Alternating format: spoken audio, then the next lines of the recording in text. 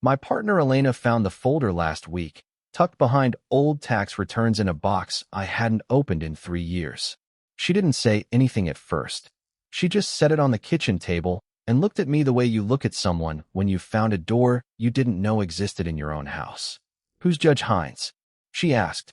I remember laughing, not because it was funny, but because I hadn't said that name out loud in a long time, and hearing it come out of her mouth felt like static on an old radio station suddenly finding its signal. I told her to sit down. I told her this was going to take a while, and that some of it wasn't going to make me look good, at least not at first. She didn't move. She just waited, the way she does, with her hands folded and her eyes steady. And so I started at the beginning, because there wasn't really any other place to start. Claire and I had been married for 9 years when it ended. My ex-wife, a woman who could walk into a room and make you feel like you'd already disappointed her before you'd said a word. That's not fair to say about the whole marriage, not the early years anyway. But it's true of the years that mattered, the ones that led to that courtroom. We had a son together, Jacob, 7 years old at the time, a kid who loved dinosaurs and hated loud noises and used to fall asleep with his hand wrapped around my finger like he was afraid I'd float away in the night. Custody was the whole fight. Everything else, the house, the car, the furniture, none of that mattered to me. I would have signed away every dollar I had. I just didn't want to lose my son to a story that wasn't true. Elena shifted in her seat right about here, the first time, and asked quietly if I was okay to keep going. I told her I was. I told her this part was the easy part. Before the courtroom, before any of it, I was just a guy who worked overnight shifts as a paramedic and spent his weekends coaching a kid's soccer team that mostly lost. Claire and I met at a mutual friend's wedding, and for a long time it was good between us, the kind of good you don't examine too closely because you're afraid examining it will make it less real. She worked in commercial real estate, sharp and ambitious, the kind of person who could read a room and know exactly what everyone in it wanted before they knew it themselves. I used to admire that about her. I told myself it made us a good team, her ambition, my steadiness. It took me years to understand that steadiness, in her eyes, had started to look like something closer to dullness. The cracks didn't show all at once. They showed the way water damage shows, slow and behind the walls, until one day you press your hand against the drywall, and it just gives. She started coming home later. She started talking about me differently in front of her friends, little jokes that weren't quite jokes. "He means well," she'd say, with a laugh that had an edge folded into it. "He's just not built for the things that matter." I let it go because that's what you do when you love someone and you're scared of what happens if you stop letting things go. I kept working my shifts. I kept coaching Jacob's team. I kept being, in her words, not built for the things that matter. By the time she filed, I understood the marriage was already gone, had probably been gone for a year or more, existing mostly as an arrangement of shared space and a child neither of us was willing to hand over. What I didn't understand, what genuinely blindsided me, was the story she decided to tell about who I was. In the filings, in the meetings with her lawyer, in the custody evaluation, I became a different person. Unstable, emotionally unavailable. There was a line in one document, one I read so many times I could still recite it, that described me as psychologically unfit to provide a stable home environment. Worthless and broken. That was the phrase her lawyer used in the actual courtroom. Weeks later, standing up in her sharp gray suit and saying it like she was reading off a grocery list. I sat there and let the words land on me the way you let hail land on you when there's no shelter close enough to run to. Here's the thing I want you to understand, and I told Elena this too, sitting at that kitchen table with the folder between us. I kept a ledger, in my head, of every version of myself Claire and her lawyer put forward that year. Not because I wanted revenge, because I needed something to hold on to besides the accusation itself. Worthless, broken, unstable. 3 words, and underneath each one, quietly, I kept count of the mornings I made Jacob's lunch before a 24-hour shift, the birthdays I never missed, the nights I sat up with him when he had night terrors, and Claire slept through all of it with the door closed. I wasn't building a defense. I was just trying not to disappear inside someone else's version of me. The custody evaluator's report, when it finally came in, wasn't as damning as Claire had hoped, but it wasn't clean either. Evaluators tend to split the difference, to hedge, to protect themselves more than they protect the truth. It gave her enough ammunition to keep pushing for primary custody, gave her lawyer enough language to build a narrative around, and gave my own attorney, a tired, decent man named Reuben who believed me, but told me plainly that belief wasn't the same as proof. Very little to work with. Judges see broken people every day, Reuben told me once, over coffee that had gone cold an hour earlier. You need something that makes you memorable for the right reason, not just credible. I didn't know, sitting in his office that afternoon, that I already had that thing. I just didn't know it yet, and neither did he, and neither, as it turned out, did the man who was about to preside over the rest of my life. Elena asked me, right about here, if I'd known back then who Judge Hines was, if I'd recognized the name on the docket the way she'd recognized it on the folder. I told her no. I told her that back then, the name meant nothing to me. It was just a name typed on a piece of paper telling me where to show up and when. 11 years before any of that, before Claire, before Jacob, before I even knew what kind of man I was going to become, I was 24 years old and 3 months into my first job as a paramedic, working the overnight shift on a stretch of highway that ran along the river outside town. It was February, the kind of cold that makes the air feel solid, and there'd been an ice storm 2 days earlier that nobody had properly cleared. I remember the call coming in garbled, half-static, something about a vehicle off the bridge, partial submersion, unknown occupants.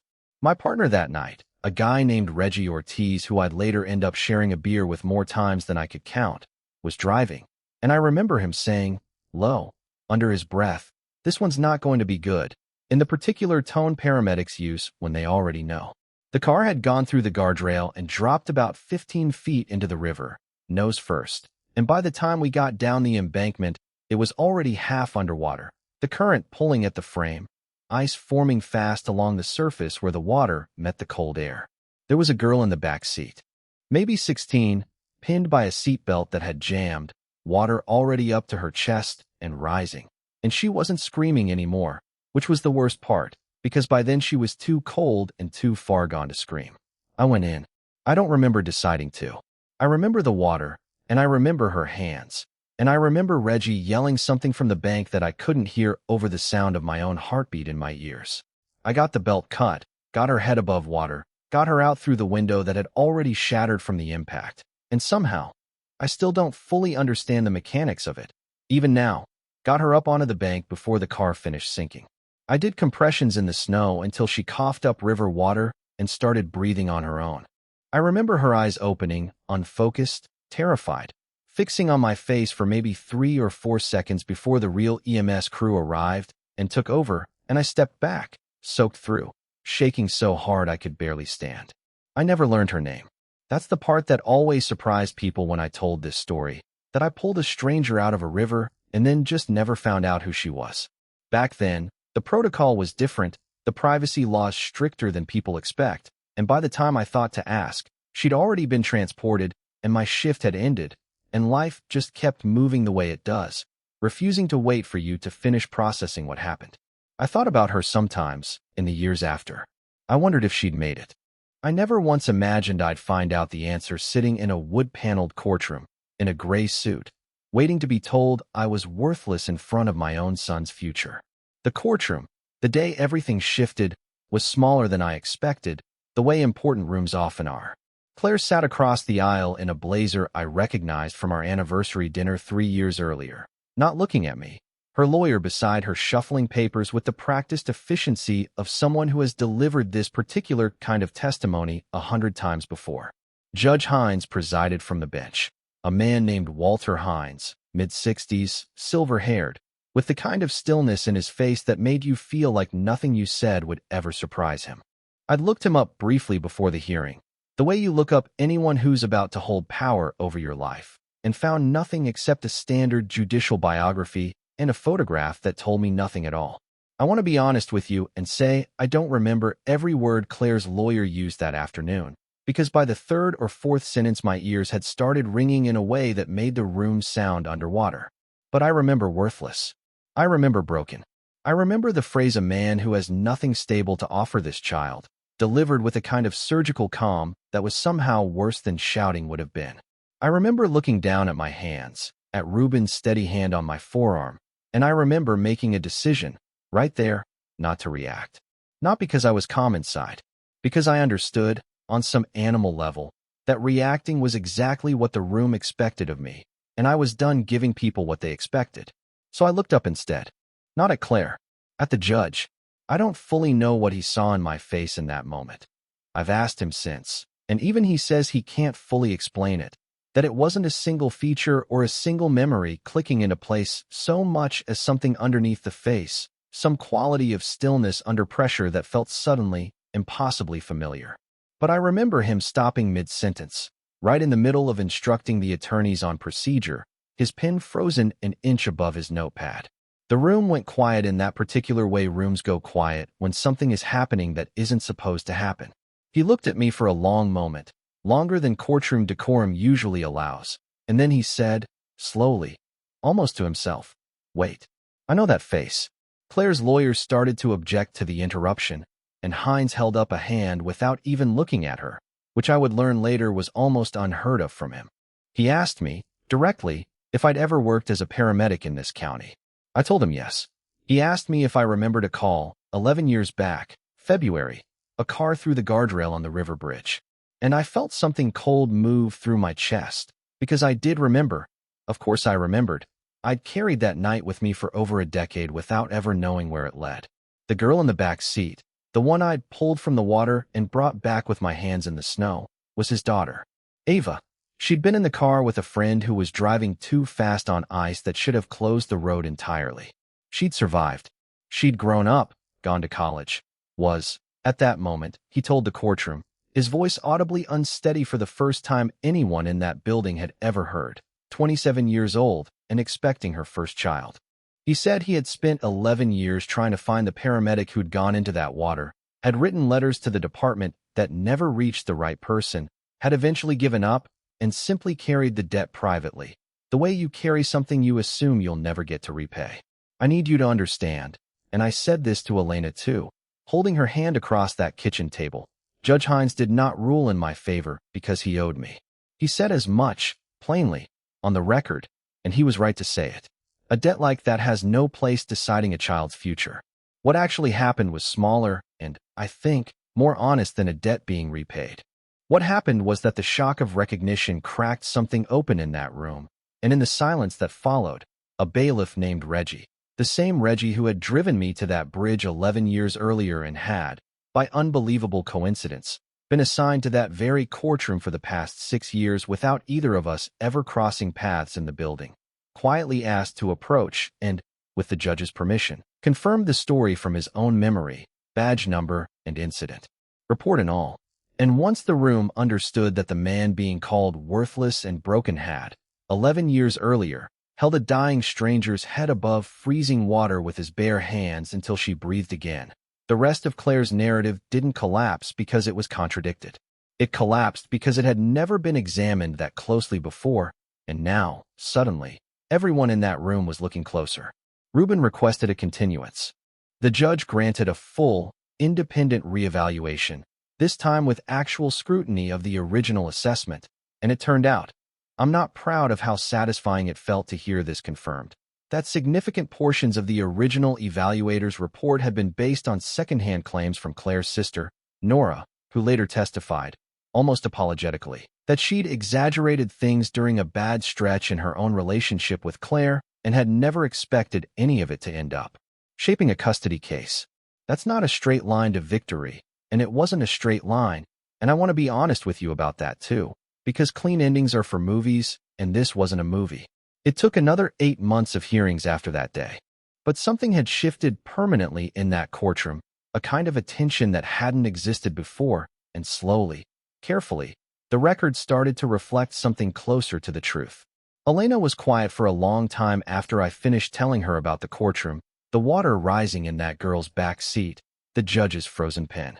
She didn't ask a follow-up question right away. She just reached over and put her hand flat on the folder, like she was trying to feel the weight of everything that had happened before she'd known me. And I let her sit with it, because some things don't need to be filled with words the second they land. Jacob is 14 now. He lives with me most of the year, spends holidays and half the summer with Claire, and honestly, most days, it's civil between us, sometimes even easy. in the way that co-parenting can eventually settle into something workable once the fear drains out of it. Claire and I don't talk about that courtroom anymore.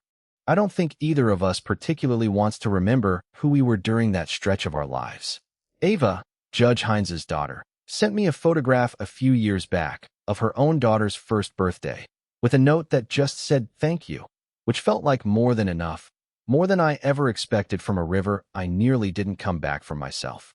Reggie and I still get a beer every couple months. He tells the story better than I do, honestly, though he always lets me correct the parts he gets wrong. I never went looking for Judge Hines afterward to have some grand reunion.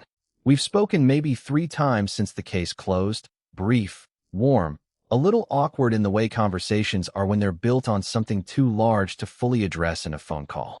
But I think about that moment more than almost anything else in my life. Not the water, not even the ruling, but the specific second he stopped mid-sentence and said he knew my face. Because for a whole year before that, I had let a room full of lawyers convince me I was someone worth throwing away. And it took one man remembering exactly the opposite to remind me that the truth doesn't disappear just because someone with a law degree says it louder than you can. Elena looks at me now, across the table, the folder still open between us, and I realize I've been quiet for a moment too long. She asks me, softly, if that's why I flinch a little whenever we drive past a courthouse, and I tell her yes. I tell her it probably always will, a little, and that I've made peace with that. And I tell her the last thing I want her to understand, the thing that matters more than any of the rest of it. I'm not telling her this story so she'll feel sorry for me. I'm telling her because I want her to know that whatever room I'm ever standing in, whatever anyone ever calls me to my face, I know exactly who I am now. And I'm never going to let anyone else decide that for me again. If this story meant something to you, stay a while longer. There's another one waiting, and I think you'll want to hear it too.